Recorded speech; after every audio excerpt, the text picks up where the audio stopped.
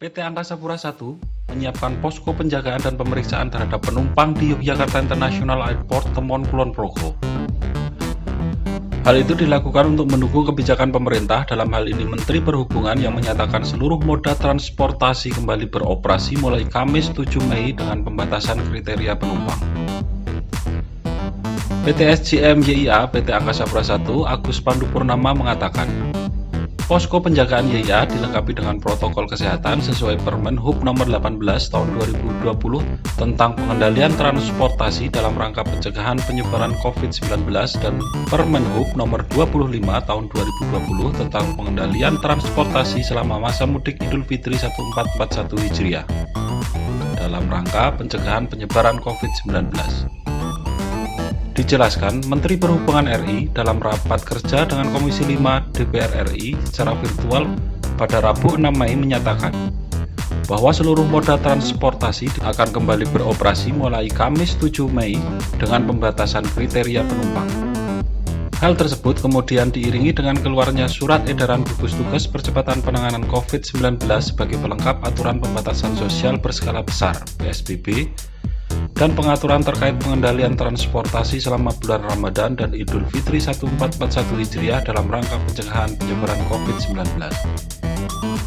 Angkasa Pura I selaku pengelola YIA melaksanakan rekomendasi slot time apabila terdapat maskapai yang mengajukan perubahan jadwal penerbangan, disesuaikan dengan jam operasional masing-masing bandara. Selain itu, terdapat penyesuaian jam operasional bandara pada saat pandemi ini, yakni pukul 7 sampai 16.00 di Bandara Adi Sucipto Yogyakarta untuk periode 1 sampai 31 Mei 2020 dan pukul 6 sampai 17.00 di YIA untuk periode 24 April sampai 1 Juni 2020.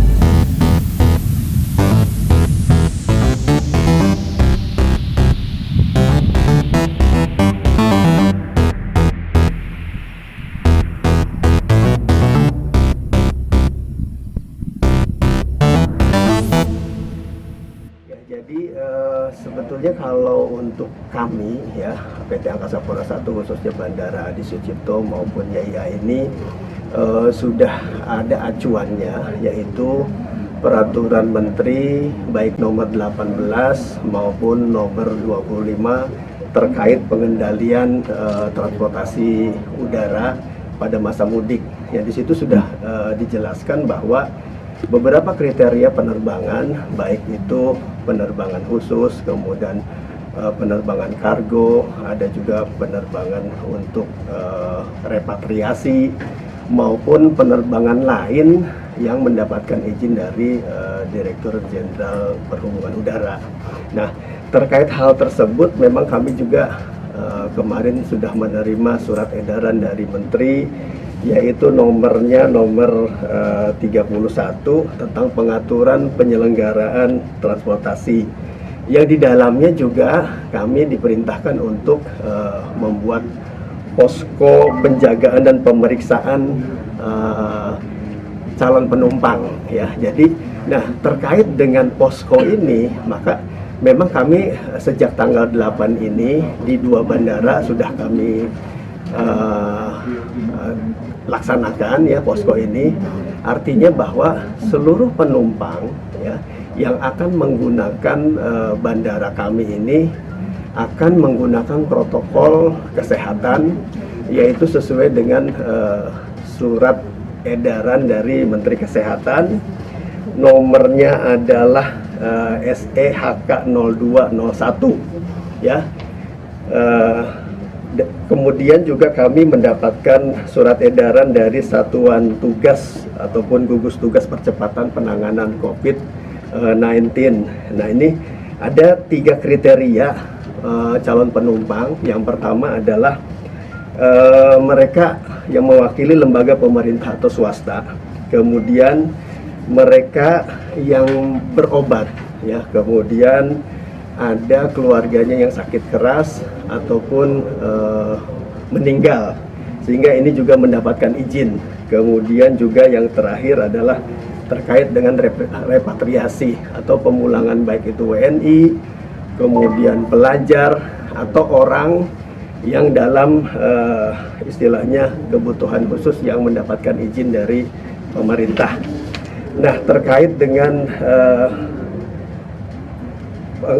penerbangan yang di pengecualian ini adalah salah satunya adalah pimpinan lembaga tinggi negara, kemudian operasional dubes, ada operasi gaktip ataupun layanan darurat, kemudian kargo. Dari semua ini tentunya protokol kesehatan ini menjadi utama bagi bandara kami.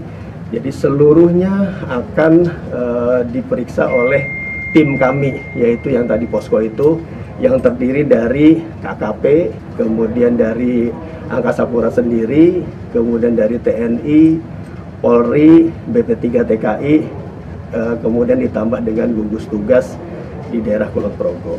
Sampai dengan saat ini sudah ada 4 maskapai yang sudah menyampaikan ke kami. Sebetulnya flight ini sudah berlangsung sejak tanggal 26 lalu ya. Garuda ada 15 flight, ini periode dari 8 Mei sampai dengan 1 Juni. Ya, mereka sudah melaksanakan, salah satunya adalah flight untuk repatriasi. Kemudian juga ada penerbangan exception ataupun pengecualian. Kemudian Sriwijaya juga sudah mengajukan ini 4 flight. Khusus mereka adalah menggunakan kargo. Kemudian AirAsia ini 6 flight, mereka nanti akan menerbangkan repatriasi dari Kuala Lumpur itu tanggal 18 sampai tanggal 23 Mei. Ditambah dengan Citylink, mereka ini reoperate saja sebanyak 96 flight. Nah, ini juga kami masih menunggu sampai dengan saat ini terkait dengan kesiapan maskapai tersebut. Kalau untuk pemasukan, kalau dilihat dari target, karena kan kalau YIA sendiri targetnya adalah 146 penerbangan per hari. Jadi kalau dengan adanya penerbangan ini bagi Angkasa Pura adalah merupakan support aja ataupun dukungan dari PT Angkasa Pura I untuk melaksanakan beberapa surat edaran maupun himbauan dari pemerintah. Jadi sudah ada yang beroperasi, namun kalau reoperate itu belum. Mereka rata-rata melakukan penerbangan khusus dan repatriasi yang sesuai dengan PM 25 tahun 2020 dari Kemenhub.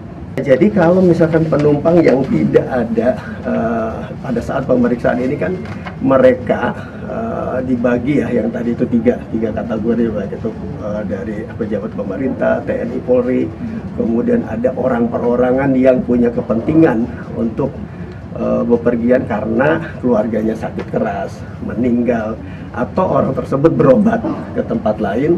Nah, ini mereka ada persyaratan sesuai dengan protokol kesehatan, mereka harus membawa hasil rapid test ya. Nah, apabila pada saat diperiksa itu belum membawa, maka kami juga sekarang sedang koordinasi dengan KKP. Kita juga harus menyiapkan rapid test sebagai bukti bahwa seluruh protokol kesehatan ini dilaksanakan. Jadi tidak ada yang pergi tanpa ada dokumen-dokumen resmi terkait dengan bahwa orang tersebut clear secara kesehatan, mereka bisa melakukan perjalanan. Ditemukan misalkan dia tidak memenuhi kriteria dan persyaratan kesehatan, maka dilarang, ya, tidak diterbangkan. Urusan nanti adalah reschedule dengan maskapai penerbangan. Jadi maskapai penerbangan juga sebetulnya pada saat mereka membeli tiket, maskapai penerbangan sudah menjelaskan persyaratan-persyaratan yang tergandung dalam surat edaran Menteri Kesehatan. Jadi yakin bahwa mereka yang berangkat ini harus sudah memenuhi kriteria kesehatan. Termasuk nanti mereka membawa kartu HAC dan lain-lain. Ini saya kira sudah standar yang dilakukan oleh KKP dan tim kami.